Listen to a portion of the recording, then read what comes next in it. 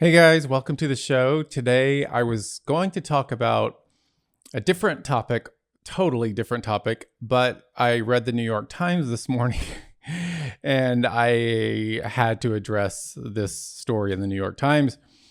It's about Superman and how he has come out as gay. And so I want to get into this article. I just want to remind you we're on Patreon now, and if you want to support this show, you can go to the link below and donate as little as $5 a month, and it would be super helpful for the show. So let's take a look at this article in the New York Times. The title is Superman Comes Out as DC Comics Ushers in a New Man of Steel. That's the title. The subtitle is The New Superman, the son of Clark Kent and Lois Lane, is concerned about the environment, does not shy away from politics, and will soon begin a romantic relationship with a male friend. So, of course, the New York Times latches on to this story immediately and can't wait to not only publish it, but celebrate it, because we'll see later how enthusiastic they are about this new turn of events for Superman, who's now gay. And it was written by George Gustines. I'm not sure how to say his name. But the first line of the article is up, and out of the closet, ! And he goes on to say, George says, the new Superman, his name is Jonathan Kent, Clark Kent's son, Jonathan Kent, who is the son of Clark Kent and Lois Lane, will soon begin a romantic relationship with a male friend, DC Comics announced Monday. So I wonder, it's funny because I read this and I was like, I wonder if they chose the word Jonathan because of Jonathan and David's relationship in the Bible, and which is, people like revisionists like to claim that they had a homosexual relationship, which is absurd, but that'll be another episode. But anyway, it's interesting that they named him Jonathan Kent, the son of Superman, the son of Clark Kent and Lois Lane. And then he goes on to say that same-sex relationship is just one of the ways that Jonathan Kent, who goes by John, is proving to be a different Superman from his famous father. So it goes on to say, since his new series, Superman, son of Kal-El, by the way, Kal-El, it means God in Hebrew. So Kal-El is voice of God, which is crazy. So basically Superman is a pagan deity, is a pagan god. So he goes on to say, since his new series, Superman, son of Kal-El, began in July, John has combated wildfires caused by climate change, thwarted a high school shooting, and protested the deportation of refugees in Metropolis. And then he goes on to say, so basically it's kind of all about the social things today, the social justice things that are going on in culture today. George goes on to write, the idea of replacing Clark Kent with another straight white savior felt like a missed opportunity, quote unquote, says Tom Taylor, who writes the series. He said in an interview, he said that a new, quote, Superman had to have new fights, real world problems that he could stand up to as one of the most powerful people in the world.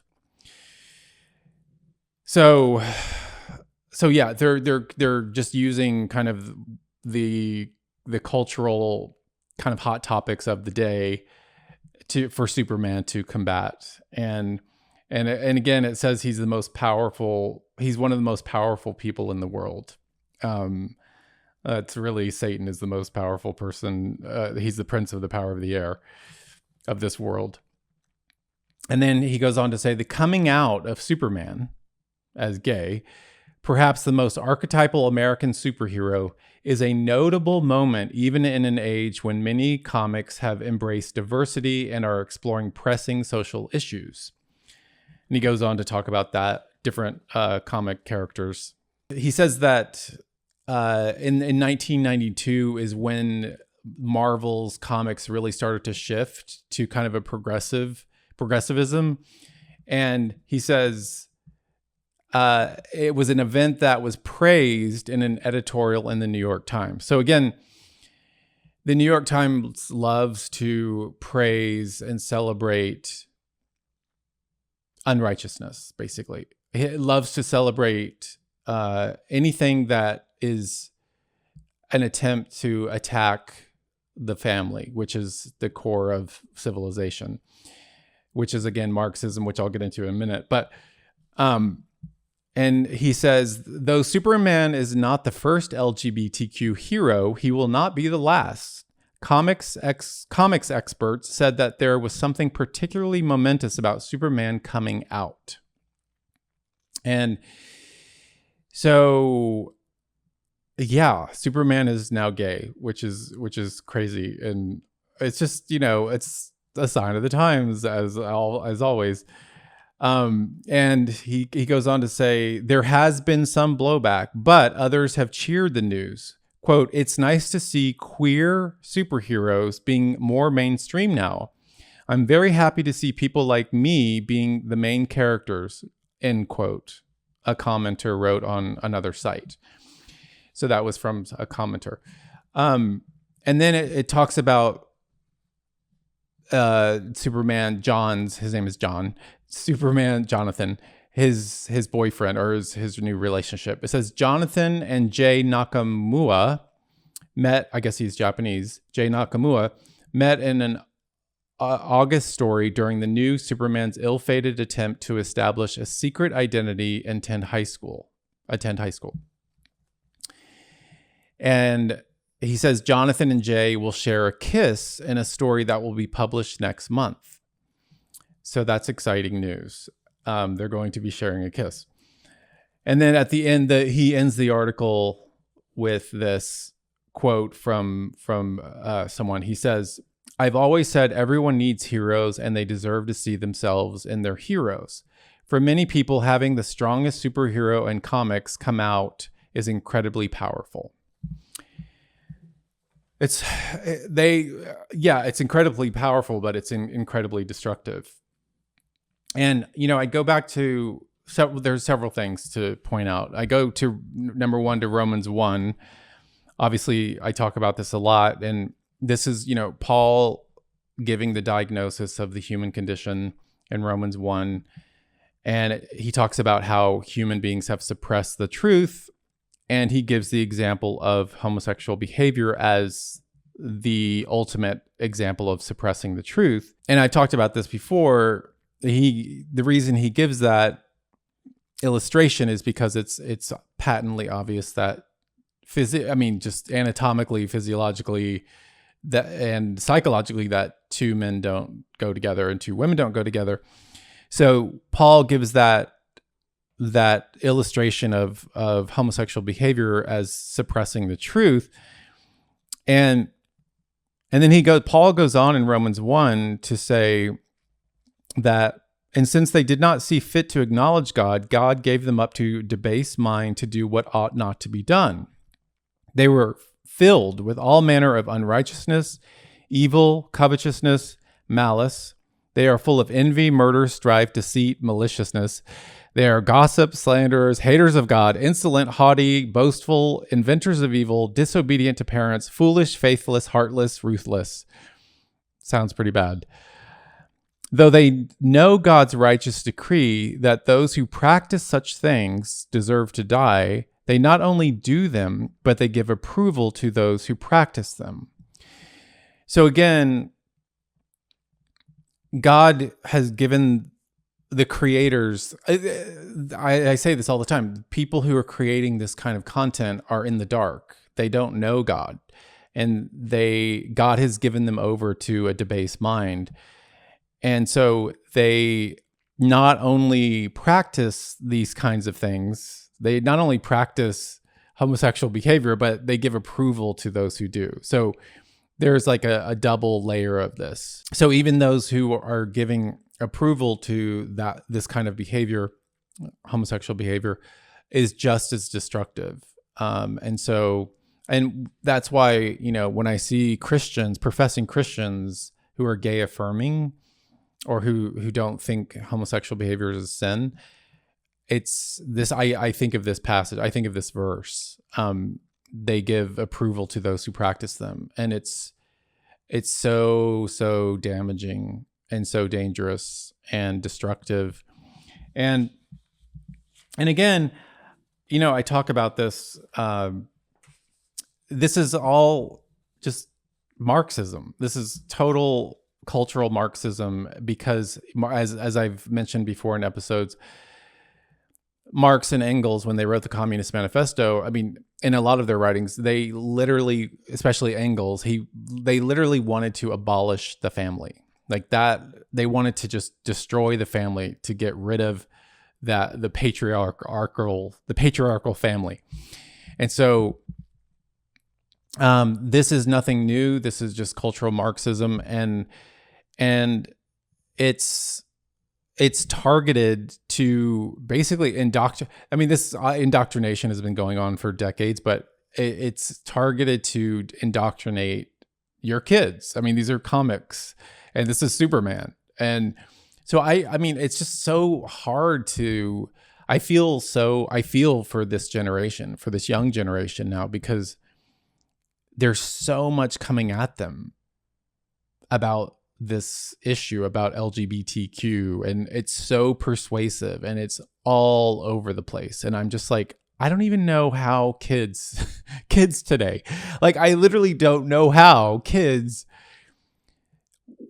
can ever believe that homosexual behavior is a sin after the years and years of cultural indoctrination and just the constant drumbeat of this. It's so out of control now.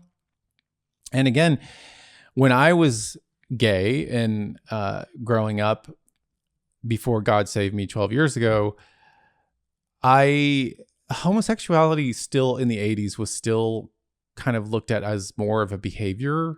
It was starting to become an identity, but it was really a behavior at that point, especially the early 80s. And then of course, slowly but surely it became more and more of an identity. And now it's nothing but an identity. And it's completely who a person is now. And I mean, before I got saved, that's who I thought I was. I thought that was my identity. And so praise God, he disabused me of that lie, because that it's a total lie, that it's your identity. And again, I have nothing but love for people in the gay community, because I used to be in that community and people prayed for me for years. And I praise God for that. I praise God that people prayed for me and God heard those prayers and saved me. And so I have nothing. I mean, Jesus tells us the second commandment is to love our neighbor. So I have nothing but love for my gay neighbor. Literally, I have a gay neighbor right across. He can probably hear me right now. And a new gay neighbor is about to move in across the hall. So that's going to be interesting.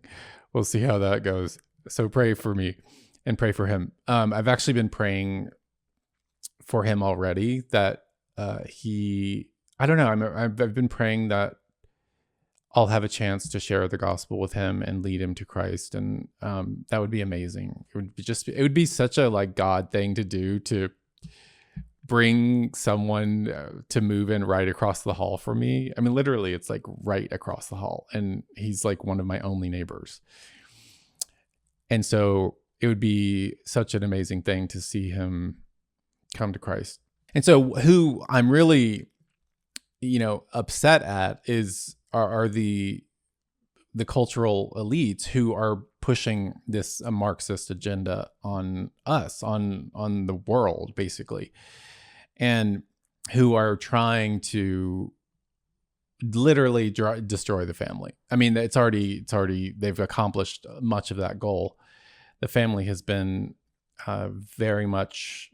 There's been so much destruction in the family, as we all know, and again, I talked about this before. The New York Times, they're always kind of like shocked at the homelessness crisis or the fentanyl epidemic or drug crisis, but it's like you guys caused this crisis. You guys caused it from decades of reporting things like this, of doing stories on these kinds of issues, and not only doing stories on them, but celebrating the fact that Superman is now gay.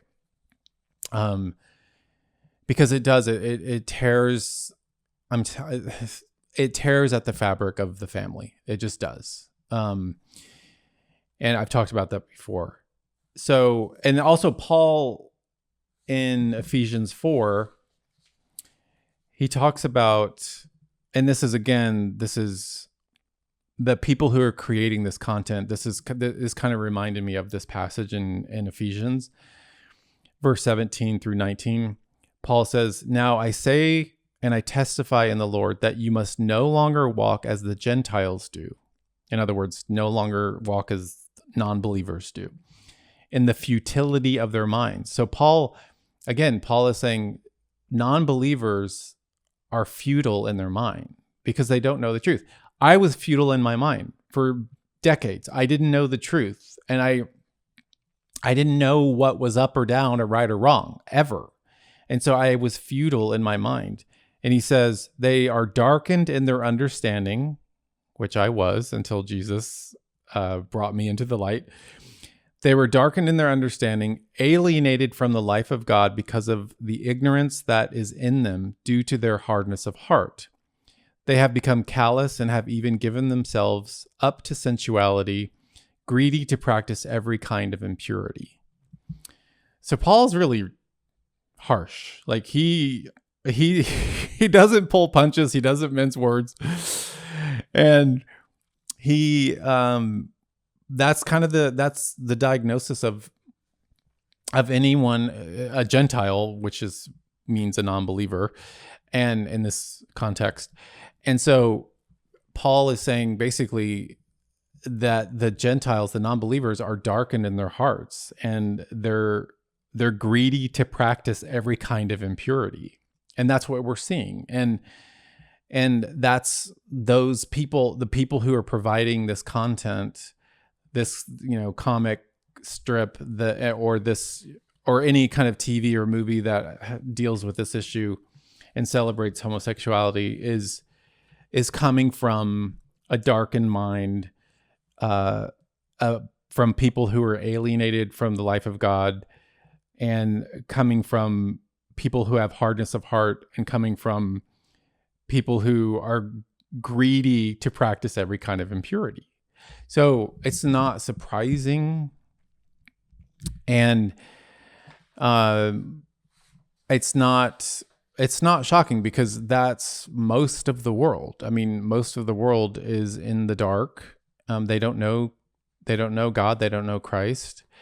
And I'm so thankful that, God rescued me out of that darkness, and people prayed for me. And so that's part of what we can do. So, I mean, that's the bad news. So what do we do about all of this stuff? What do we do about gay Superman? Well, number one, first of all, we need to be aware of the diabolical program to destroy and indoctrinate to destroy the family and indoctrinate the culture into these lies. And also be aware, again, of the supernatural realm. I mean, this is all being fueled by Satan. I mean, a lot of it, Satan is so thrilled that he's sown so much chaos in the culture. And it's funny because I'm doing the Stand to Reason conference, these conferences around the country, and the title is Chaos to Clarity. And that's what it is. It's like we live in a chaotic world, and Satan is thrilled that there's so much chaos and that there's so much confusion. He loves to sow confusion. And our God is not a God of confusion, but Satan is he loves confusion. So we just need to be aware as Christians. We need to be aware of that Satan wants to sow confusion and wants us to believe the lies of the culture. And number two, just again, pray for those in the gay community. I mean, that's really, and evangelize those in the gay community. That's really the ultimate solution, is to keep praying for the gay community, to keep praying that their eyes would be opened. My favorite verse about this, it's in Acts 26:18. My sister-in-law prayed this over me for, I don't know how long, 20 years, maybe. It's a long time. But Acts 26:18, this is what we need to pray for everyone. That 26:18, to open their eyes so that they may turn from darkness to light and from the power of Satan to God, that they may receive forgiveness of sins and a place among those who are sanctified by faith in me. So that's a really powerful verse. And we just need to keep praying for the lost. I live in LA, I live in West Hollywood, and there's so many lost people in this town. And we just need to really witness to Christ. We just need to be a witness to Christ to them and share the good news of the gospel. And so I just encourage you all to do that, and to just be aware. I mean, be aware of, I know there's so many lies, but just this today, when I saw that Superman comes out of the closet and is gay now, I just, I'm like, the world is ending. Jesus is returning tonight. No, but, so yes, please pray, and thank you for watching. Next time on the show, I will go to the topic that I was going to do today, which is a really big topic, and it's basically, why does God care about our sex lives? Why does he care who we have sex with? And I'm going to kind of break down several aspects of that. So that'll be on, I think next week. I'm not sure, but yeah, I think it'll be next week. But thank you for watching, and I will see you next time on the show.